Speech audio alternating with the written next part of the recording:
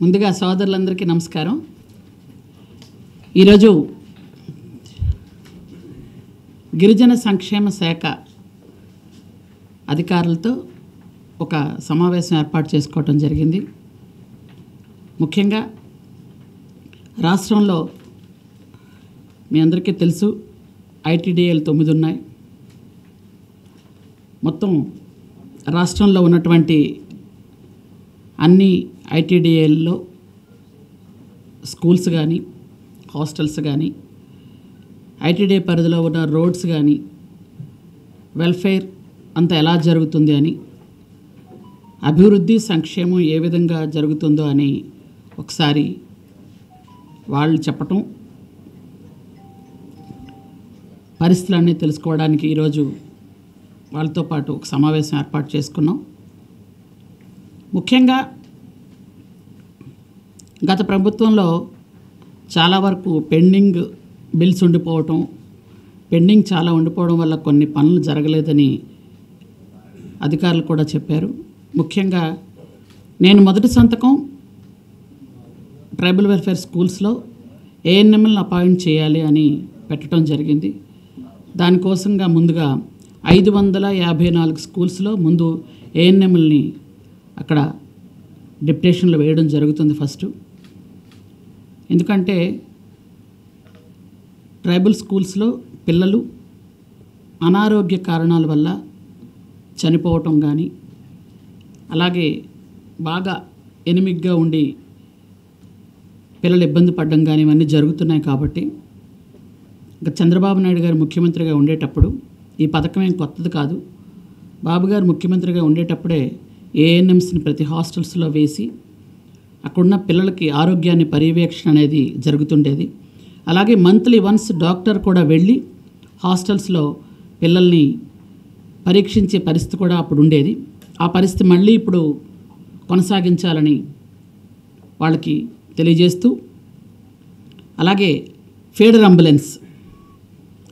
అంబులెన్స్లు ఏమున్నాయో అప్పుడు, దానివల్ల కొండల మీద గిరిశిఖర గ్రామాల్లో ఉన్నవాళ్ళు కిందకు వచ్చి హెల్త్ ఇబ్బంది లేకుండా ఉండేది. మళ్ళీ ఫీడర్ అంబులెన్స్లు కూడా కొనసాగించాలని, అలాగే తల్లి బిడ్డ ఎక్స్ప్రెస్తో ఎవరైతే ప్రసవం అనంతరం తల్లి బిడ్డను తీసుకొని వాళ్ళ గమ్యస్థానాలకు చేర్చడానికి ఆ వెహికల్ ఉపయోగించేవాళ్ళు. అది ఇప్పుడు చాలా వరకు ఉపయోగంలో లేకుండా అయిపోయింది. కాబట్టి తల్లి బిడ్డ ఎక్స్ప్రెస్ని ఉపయోగించాలని, అలాగే హాస్టల్స్లో ఇంతకు పూర్వం ఎలాగైతే స్టడీ అవర్స్ ఉండేవో అలాగే స్టడీ అవర్స్ మళ్ళీ ఏర్పాటు చేయటం. ఇప్పుడు ఇంత పూర్వం హాస్టల్స్లో టీచర్స్ కొరత ఉందని మన వాళ్ళందరూ చెప్పడం జరిగింది.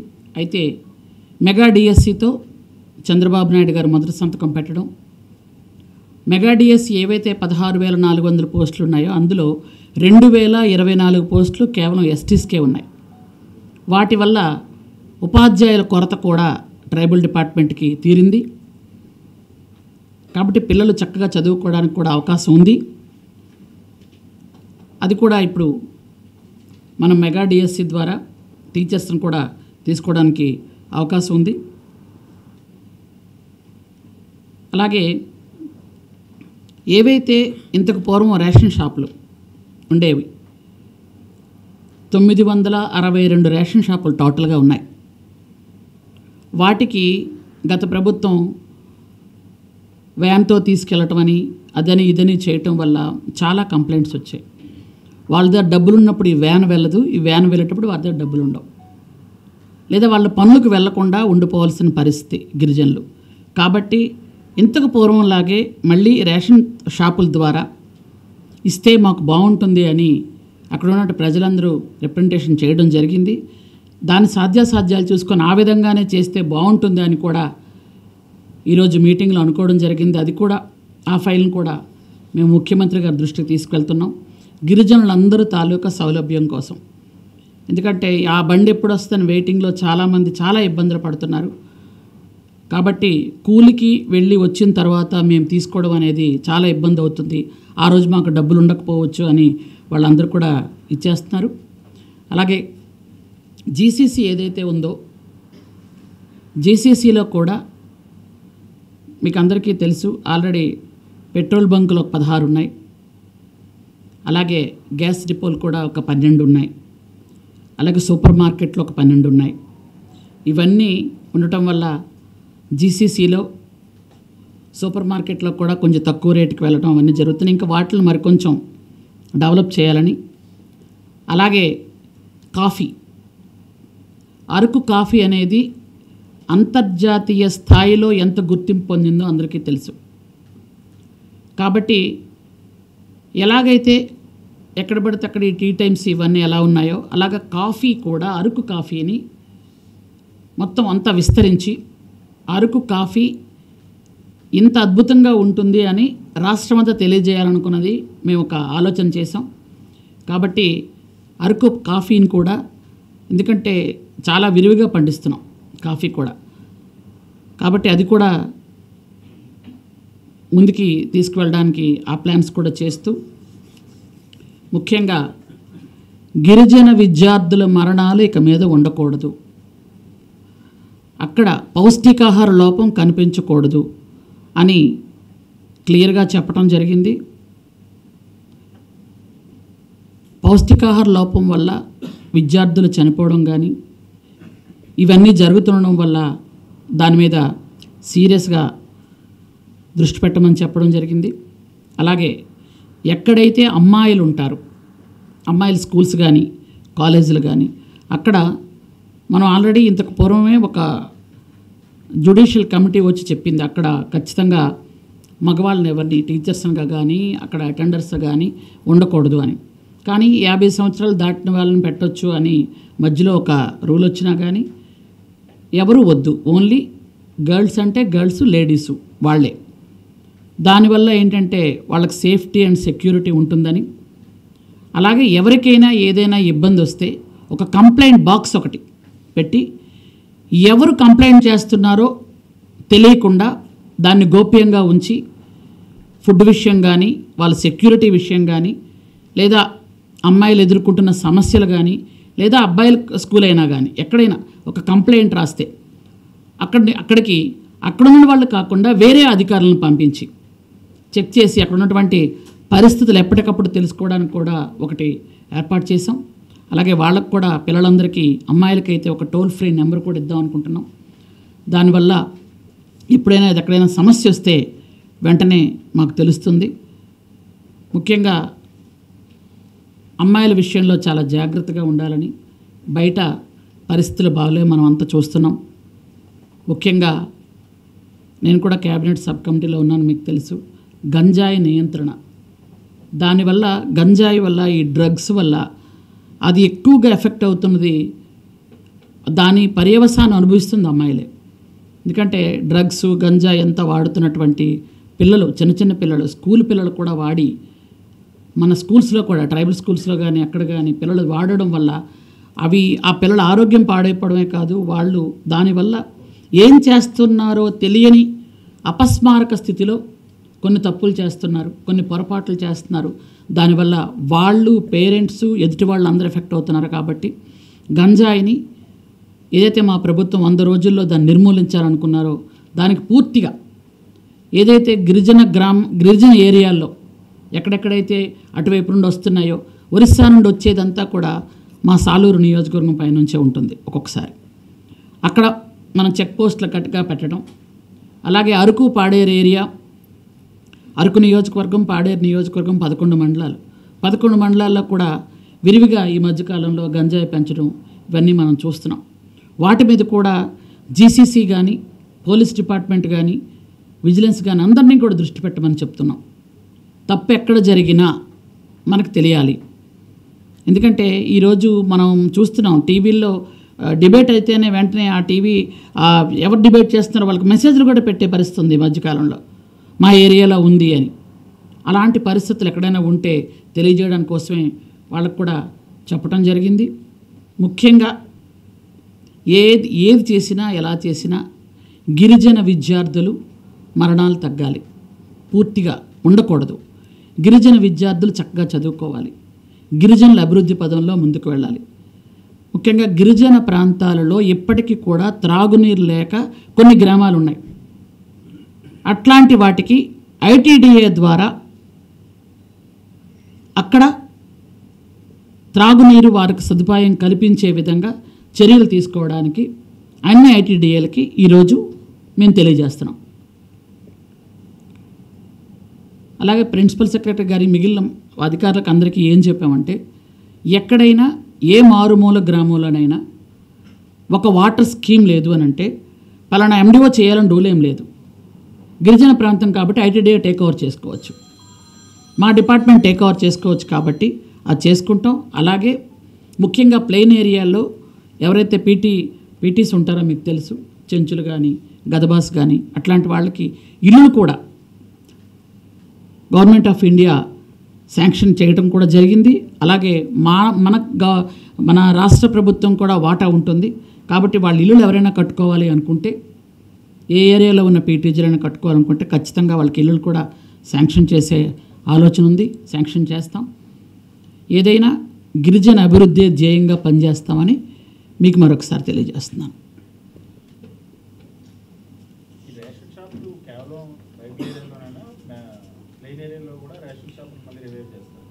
ప్రజెంట్ నేను ట్రైబల్ ఏరియాలోనే చెప్తున్నాను, మా శాఖ వరకు. ఎందుకంటే అక్కడ కొండల మీద ఈ బళ్ళు వెళ్ళకపోవటం వల్ల 3 నెలలు 4 నెలలు రేషన్ ఇవ్వడం మానేస్తున్నారు. గత 5 సంవత్సరాలు ఆ బాధలు చాలా పడ్డారు జనాలు. వీళ్ళు వెళ్ళే టైంకి వాళ్ళకి ఇద్దరు డబ్బులు ఉండకపోవటం, లేదా కూలి పనికి వెళ్ళిపోవటం ఇలా ఉన్నాయి. కాబట్టి ఇంతకు పూర్వం ఏదైతే పద్ధతిలో రేషన్ అక్కడ ఆ ఏరియాలో ఏదో ఒక ఇల్లు అద్దెకు తీసుకొని అక్కడ రేషన్ డీలర్ ఇస్తుండేవాడు, అదే పద్ధతి అయితే మాకు అందుబాటులో ఉంటుందని అక్కడ గిరిజనులందరూ కూడా ప్రతి ఏరియాలో రిక్వెస్ట్ చేస్తున్నారు. కాబట్టి ఆ పద్ధతి అయితే బాగుంటుంది అని. వెహికల్స్ ఆపడానికి ఏముందని వేరే దానికి ఉపయోగించుకోవచ్చు కదా, దానికి ఏముంది.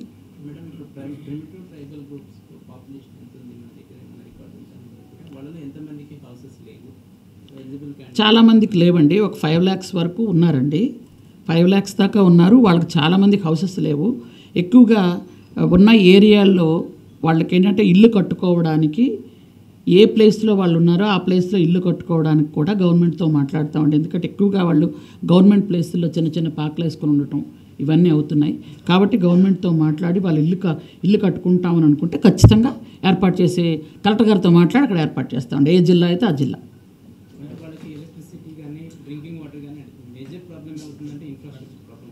రోడ్డు కనెక్టివిటీ లేదు, వాటర్ లేదు, ఈ ఎలక్ట్రిసిటీ లేదు. వీటి వలన వాళ్ళు ఎక్కువ ప్రాబ్లం అవుతున్నారు. కొంతమంది సోలార్ తీసుకుంటున్నారు. మీరేమైనా సోలార్ ఎలక్ట్రిసిటీ ప్రొవైడ్ చేసే అంటే సార్ అక్కడ ఒక 100 ఇల్లు అనుకోండి, అక్కడ అందరికీ ఇల్లు లేవు, ఒక 100 ఇల్లు దొరికితే అన్నీ అవుతాయి కదండి ఖచ్చితంగా. అలాగే వాళ్ళు ఏ విధంగా వాళ్ళు కావాలి అనుకుంటే అది మాట్లాడతామండి ఖచ్చితంగా. కొన్ని పీటీజీస్ ఏంటంటే వాళ్ళు ఒకళ్ళే ఉంటారు, ఫ్యామిలీ 2 ఫ్యామిలీస్ ఉంటాయి, వాళ్ళు బయటికి రమ్మన్నారు అడవిలో నుంచి. అలాంటి వాళ్ళకి కూడా ఖచ్చితంగా చేస్తామండి. ఎందుకంటే ఇల్లు శాంక్షన్ చేసి ఇచ్చిన తర్వాత ఇల్లు శాంక్షన్ చేస్తే ఆటోమేటిక్గా పొజిషన్ సర్టిఫికేట్ వస్తే అన్నీ వస్తాయి కదండి. మీటర్ వస్తుంది, కరెంట్ మీటర్ వస్తుంది, అన్నీ వస్తాయి కదా ఖచ్చితంగా. సార్ ఆలోచన ఉంది సార్, విస్తృతంగా అరకు కాఫీని దేశ విదేశాలకు కూడా పంపించాలన్న ఆలోచన అయితే ఉంది. ఎందుకనంటే అరకు కాఫీ అనేది చాలా అద్భుతంగా ఉంటుంది, మీ అందరికీ కూడా తెలుసు. దానికి ఏంటంటే ఈ మధ్యకాలంలో ఆదరణ తగ్గిందనే చెప్పాలి. దానివల్ల ఏంటంటే మనం అరకు కాఫీ కావాలి అని మీరు ఎక్కడికైనా వెళ్ళి అడగండి, ఖచ్చితంగా అరకు కాఫీ కావాలని చాలా దగ్గర మాట్లాడుతున్నారు. దానికి ఏంటంటే మేము ఇప్పుడు కొన్ని షాపులు కూడా మీకు ఇప్పుడు టీ టైం ఎలా ఉందో అలా కొన్ని షాపులు ముందు పెడతాం. పెట్టిన తర్వాత ఖచ్చితంగా వాటికి ఆదరణ వస్తుందండి. అప్పుడు డిమాండ్ పెరిగిన తర్వాత ఖచ్చితంగా మనం వేరే స్టేట్కి కానీ మనం ఇవ్వడానికి కూడా అవకాశం ఉంటుంది. జీసీసీ ద్వారా వెళ్తుందండి, జీసీసీ అండి, జీసీసీ ద్వారా వెళ్తామండి. గత 5 సంవత్సరాల్లో చాలా ఆరోపణలు ఉన్నాయండి. గత 5 సంవత్సరాల్లో జీసీసీ గత 5 సంవత్సరాలుగా ప్రభుత్వంలో అన్నీ కల్తీయేనండి. గత 5 సంవత్సరాలు మీకు అందరూ తెలియదు కాదు, గత 5 సంవత్సరాలుగా అన్ని వ్యవస్థల్ని సర్వనాశనం చేసి చాలా వరకు అస్తవ్యస్తం అయిపోయింది. ఈరోజు ఏంటంటే తేనె అనేది గిరిజనుల దగ్గర ఎంత స్వచ్ఛంగా ఉంటుందన్నది మన అందరికీ తెలిసిన విషయం. ఆ స్వచ్ఛతను పోకుండా జీసీసీ ద్వారా అందరికీ అందించాలన్నదే జీసీసీ తాలూకా ప్రధాన లక్ష్యం. ఆ లక్ష్యం నెరవేరడానికి ఆ విధంగా అందిస్తాం ఖచ్చితంగా, తప్పకుండానండి. ఇప్పుడు ఎందుకంటే నాకు ఆ ఏరియా నుండి కొంతమంది ఆల్రెడీ వచ్చి రిప్రజెంటేషన్ కూడా ఇవ్వడం జరిగిందండి. మాకు అక్కడ మేము కొన్ని భూములవి మేము దున్నుకుంటున్నాం, దానికి పట్టాలు లేవు. దయచేసి మాకు పట్టాలు ఉంటే చూడండి. అలాగే ఉపాధి హామీ పనులకు కూడా మాకు కొన్ని ఇబ్బందులు ఉన్నాయి. ఉపాధి హామీ పనికి కూడా మమ్మల్ని వెళ్ళే విధంగా చూడండి అని అంటే ఖచ్చితంగా అక్కడ కలెక్టర్ గారితో మాట్లాడి నేను అక్కడికి వెళ్తానండి. ఖచ్చితంగాను కలెక్టర్ గారితో మాట్లాడి వాళ్ళకి ఏ విధంగా హెల్ప్ చేయాలో చేస్తానండి. ఖచ్చితంగానండి. Thank you. ఓకేనా? థ్యాంక్ యూ సో మచ్ అందరికీ. అంటే మామూలుగా ఊరు లేదా ఆయనకి అన్నీ చట్టాలే. 10 మంది లేకపోయినా ఆయనకి ఒక 986 మందిని పెట్టుకున్నట్టున్నాడు కదా ఆయన. అంటే ఆయనకు ఒక రూలు, బయట వాళ్ళకి ఒక రూల్ ఎప్పుడు. ఎందుకంటే ఆయన అయితే ఏమన్నా చేయొచ్చు, బయట వాళ్ళు ఏం చేయకూడదు. ఇప్పుడు పర్మిషన్ లేకుండా ఏ బిల్డింగ్లు అయినా కట్టేయచ్చు, ఏమన్నా చేయొచ్చు, కానీ మనం అడగకూడదు. మనం కాదు, అధికారులు అడగకూడదు. ఈరోజు ప్రతిపక్ష హోదా లేదు, 11 సీట్లు. 11 సీట్లకి ఏం చేయాలో, ఎలాగివ్వాలో సెక్యూరిటీ అలాగే గవర్నమెంట్ ఇస్తారు. అంతేగాని ప్రత్యేకమైన రూల్ ఉండదు కదా. ప్రత్యేకమైన రూల్ తీసుకొచ్చి ఇవ్వలేం కదండి. గవర్నమెంట్ ఏది ఇవ్వాలనుకున్నారు? 11 మంది ఎమ్మెల్యేలు, ప్రతిపక్ష హోదా లేదు. మీకంటే ఎక్కువ మంది ఎమ్మెల్యేలు మిగిలిన వాళ్ళు చాలామంది ఉన్నారు, మిగిలిన పార్టీలు కూడా ఉన్నాయి. మీకు ప్రతిపక్ష హోదా రాలేదు. మీకు అసలు అసెంబ్లీలో 5 నిమిషాలు కూర్చునే ఓపిక లేదు. అంతెందుకు ఆయన పేరు ఆయన మర్చిపోయాడు. ప్రమాణ స్వీకారం అప్పుడు పేరు కూడా 2-3 సార్లు తడుముకొని చదివిన మనిషిని నేను చూడలేదు. ప్రమాణ స్వీకారం రోజు వేరే పదాలు ఏవైనా 2వ సారి 3వ సారి తడుముకోవడం ఎవరైనా చూశాం, కానీ ఆయన పేరే ఆయన 2వ సారి తడుముకున్న మనిషిని నేను ఆయనే చూశాను. అట్లాంటప్పుడు ఆయన పేరు ఆయన మర్చిపోతే మేము ఎందుకు గుర్తుంచుకోవాలండి? మాకేంటి తట్టు? ప్రతిపక్ష హోదా ఉందా లేదా పక్కన పెట్టండి. ఆయన సభ్యులు, ఆయన పార్టీ సభ్యులు ప్రమాణ స్వీకారం చేసినప్పుడైనా గౌరవంగా మర్యాదగా ఆయన అక్కడ కూర్చున్నారా? గౌరవ మర్యాద గురించి ఇంకా ఆయన మళ్ళీ ఎలా మాట్లాడతారండి? స్పీకర్ ఎన్నిక అంటే ఏం చేస్తాం? అందరం కలిసే కదా చేస్తాం, అందరూ అనుకునే కదా చేస్తాం. స్పీకర్ గారు అక్కడ కూర్చుంటారు. ఆ స్థానంలో అందరూ పార్టీ లీడర్స్ వెళ్ళి కూర్చుని పెట్టి గౌరవంగా వస్తాం. ఎందుకంటే స్పీకర్ ఆ స్థానంలో కూర్చునేటప్పుడు ఉండాలని. మీరు ఎప్పుడు ఆ గౌరవం ఇచ్చారు? మేము పిలిచాం కదా, మీరు ఆ గౌరవం ఎక్కడిచ్చారండి? మళ్ళీ గౌరవాల గురించి మర్యాదల గురించి మాట్లాడడం ఎందుకు? గత 5 సంవత్సరాలు విన్నామండి, చాలా అద్భుతమైన భాష, ఎప్పుడు చెవులు మూసుకునే భాషే. అందుకనే భగవంతుడి స్క్రిప్ట్ అంటారు కదా, ఆ స్క్రిప్ట్లోనే 151 అండి, మధ్యలో 5 ఎగిరిపోయిందండి, ఆ 11 ఉన్నాయి. ఆ 5 కూడా పంచభూతాలండి. నేను మళ్ళీ చెప్తాను, పంచభూతాలు కూడా అసహించుకునే స్థాయిలో వాళ్ళు మాట్లాడారండి. వాళ్ళు చేశారండి పనులు. భూమి, ఆకాశం, నీరు, నిప్పు, గాలి దేన్ని వదలలేదు. అన్నీ అక్రమాలే. ఒక్కటి కూడా కాదేది కవితకు అనర్హం అన్నట్టుగా, కాదేది మాకు అనర్హం అని మొత్తం అన్నీ దోచుకెళ్ళిపోయారు. అలా చేసినప్పుడు అందుకే పంచభూతాలు కూడా వెళ్ళిపోయినాయి, 11 మిగిలాయి.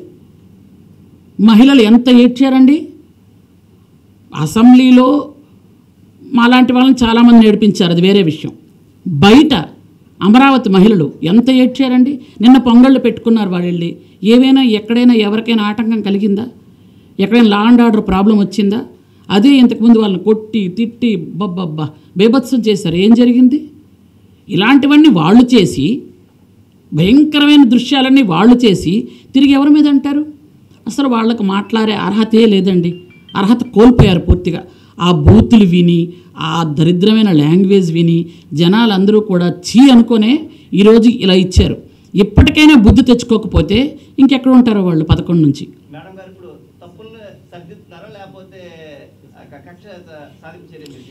కక్ష సాధింపు చర్య అనేది చంద్రబాబు నాయుడు గారి ప్రభుత్వంలో ఉండదండి. ఉంటే ఈరోజు మేము 164 మంది ఎమ్మెల్యేలు ఉన్నామండి. 164 మంది ఎమ్మెల్యేలు ఉండి ఎక్కడైనా ఎవరినైనా ఒక మాట అనడం చూసారా? ఎవరో 2 వ్యక్తులు, ప్రైవేట్ వ్యక్తులు కొట్టుకుంటే అది పార్టీల మీద ఆపాదించడం కరెక్ట్ కాదు. వాళ్ళ స్వతహాగా లేకపోతే వాళ్ళకి ఏదో కోపాలుండి పూర్వపు ఆవేశాలు కావేశాలతో కొట్టుకుంటే అది కూడా పార్టీ మీద ఆపాదించడం అనేది కరెక్ట్ కాదు. తప్పుల్ని సరిదిద్దడం కాదండి, తప్పులే జరగకుండా చూస్తున్నామండి. గత టైంలో ఎలాగూ చాలా ఇబ్బందులు పడ్డారు అందరూ ప్రజలు. ఇది ప్రజలు కోరుకునే ప్రభుత్వం. మీరందరూ ఎవ్వరు చూసి ఉండరండి. 93% ఎమ్మెల్యేలు రావడం. ఆ రోజు మహానుభావుడు విశ్వవిఖ్యాత నట సార్వభౌములు ఆ 83లో ఆయన చెప్పినప్పుడు ఆయన నిలబడినప్పుడు కూడా ఇన్ని సీట్లు రాలేదు. అంటే ప్రజలు ఎంత దారుణంగా మోసపోయామని భావించారు, ప్రజలు ఎంత ఇక్కట్లు పడ్డారు, ప్రజలు ఎంత నరకయాతన పడి నలిగిపోయారో రాత్రి 11, 12 దాకా లైన్లో నిలబడి ఓట్లేస్తుంటే మనకు అర్థమైంది. 93% మాకు ఇచ్చారు, అది మేము కాపాడుకోవాలి, మాకు గౌరవం ఇచ్చారు ప్రజలు, మేము ఆ గౌరవంగానే ముందుకు వెళ్తాం. కక్ష సాధింపులు, బెదిరింపులు, ఆ దౌర్జన్యాలు ఇవేవి మా దగ్గర ఉండవండి. పరిపాలన మాత్రమే చేస్తాం. ఆయన ఎమ్మెల్యే కదండి, ఆయన ఎమ్మెల్యేనా? అది ప్రతిపక్ష హోదా కూడా లేదు కదా. మరి ఆయన ఏదైతే అదే చేస్తారు, గవర్నమెంట్ చూసుకుంటారు కదండి. గవర్నమెంట్ రూల్స్లో ఆయనకి ఎలాగ ఇవ్వాలి, ఎలాంటి సెక్యూరిటీ ఇవ్వాలంటే అలాగే ఇస్తామండి, కొంచెం కూడా తగ్గించం. మాకు అవసరం లేదండి. ఆయనకి ఎంత సెక్యూరిటీ ఇవ్వాలి గవర్నమెంట్ రూల్స్ ప్రకారం ఆ సెక్యూరిటీ ఖచ్చితంగా ఇచ్చే తీరుతాం. ఆయనకి ఏదో పెద్ద ప్యాలెస్ ఉందని ప్యాలెస్ చుట్టూ ఇవ్వాలంటే ఇవ్వలేదు కదండి, అది గవర్నమెంట్ రూల్స్ ఉండాలి కదా. Thank you.